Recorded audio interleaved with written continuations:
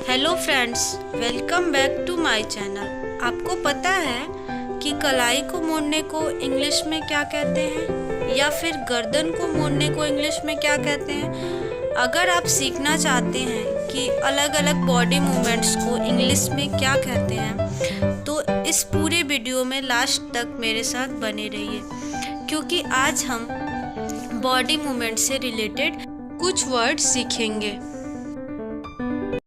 तो चलिए फ्रेंड्स, अब स्टार्ट करते हैं। हमारा आज का फर्स्ट वर्ड है जो कि हमारे हेड से रिलेटेड है, सिर से रिलेटेड है। तो शेक का मतलब होता है हिलाना। जब हम बिना किसी पर्पज़ के अपना सिर हिलाते हैं तो वहाँ पे हम शेक वर्ड का यूज करते हैं। और सेकेंड वर्ड है नोड का भी मतलब होता है सिर हिलाना, लेकिन जब हम किसी पर्पज़ से अपना सिर हिलाते हैं, किसी के बातों का जवाब देने के लिए सिर हिलाते हैं तो या कुछ इशारा करने के लिए सिर हिलाते हैं तो वहाँ पे हम नोड वर्ड का यूज करते हैं।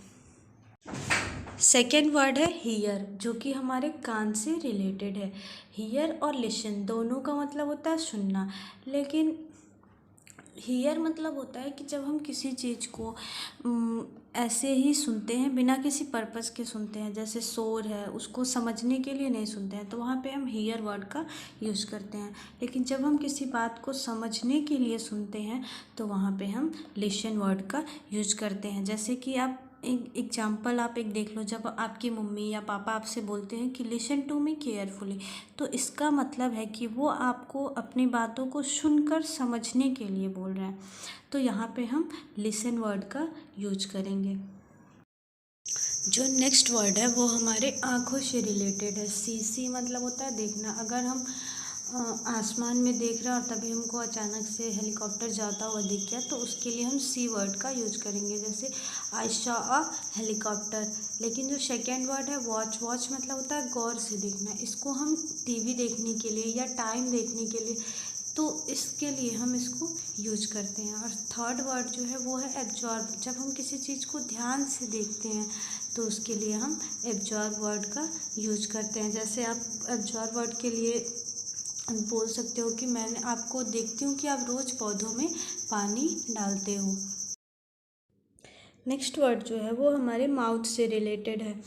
तो फर्स्ट वर्ड है च्यू मतलब होता है चबाना। जब हम कुछ भी खाते हैं तो अक्सर मम्मी बोलती हैं कि अपने खाने को अच्छे से चबाकर, निगलने से पहले अच्छे से चबाकर खाओ।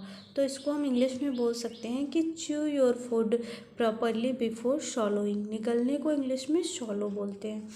सेकेंड वर्ड है टॉक, जैसे हम बातचीत करते हैं तो उसको इंग्लिश में टॉक बोलते हैं। और स्पीक मतलब होता है बोलना, ना कि बातचीत करना। जब हम सिर्फ कुछ बोल रहे हैं तो उसको स्पीक बोलते हैं।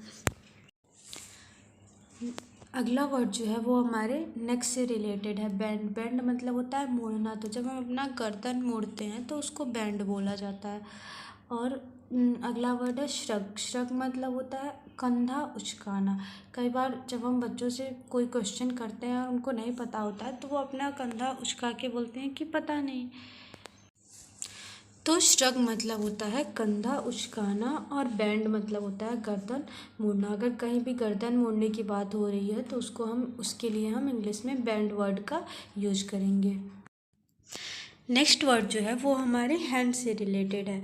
लिफ्ट मतलब होता है उठाना। जब हम किसी भी चीज़ को उठाते हैं अपने हाथों से तो उसको लिफ्ट बोलते हैं। तो इसके लिए हम इंग्लिश में सेंटेंस यूज कर सकते हैं। अपने फ्रेंड से पूछ सकते हैं कि how much weight you can lift, तुम कितना वेट उठा सकते हो। नेक्स्ट जो वर्ड है वो हमारे कलाई से रिलेटेड है। फ्लेक्स मतलब होता है कलाई मोड़ना। तो इसको हम इंग्लिश में इसके लिए सेंटेंस यूज कर सकते हैं कि फ्लेक्स योर व्रिस्ट। कलाई को इंग्लिश में व्रिस्ट बोलते हैं। इसका मतलब है अपना कलाई मोड़ो। नेक्स्ट वर्ड है वेव मतलब होता है हाथ हिलाना। अक्सर हम अपने हाथों को हिलाकर बाय बोलते हैं तो उसके लिए हम इंग्लिश सेंटेंस यूज कर सकते हैं कि wave him a goodbye. इसका मतलब है कि अपने हाथों को हिलाकर उसे गुड बाय बोलो। और नेक्स्ट वर्ड है पॉइंट। पॉइंट मतलब होता है किसी चीज़ को उंगली दिखाना।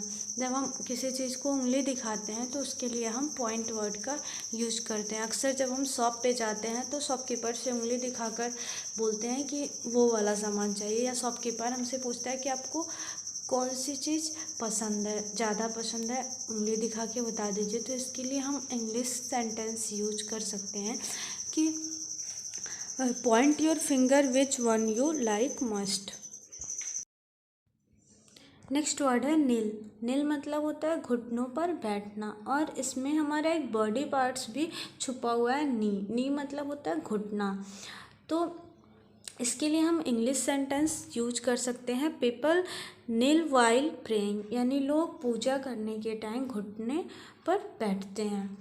नेक्स्ट वर्ड है स्टेप। स्टेप मतलब होता है गलती से पैर रखना। जब हमारा पैर किसी चीज़ पे गलती से पड़ जाता है तो उसके लिए हम स्टेप वर्ड का यूज कर सकते हैं। इसके लिए हम इंग्लिश सेंटेंस यूज कर सकते हैं, don't step on the dog while walking.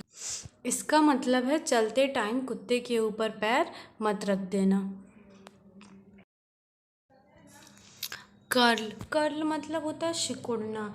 तो जब हम अपने पैर की उंगलियों को सिकुड़ते हैं तो उसको इंग्लिश में कर्ल बोलते हैं। अक्सर आप लोगों ने नोटिस किया होगा कि जब छोटे जो बेबीज होते हैं, अगर हम उनके पैर में गुदगुदी करते हैं तो वो अपनी पैर की उंगलियों को सिकुड़ लेते हैं।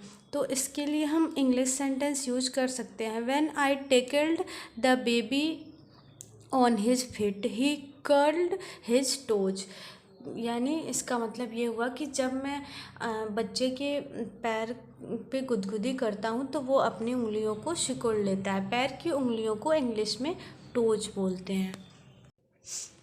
टिप टो मतलब होता है छुपकर बाहर जाना।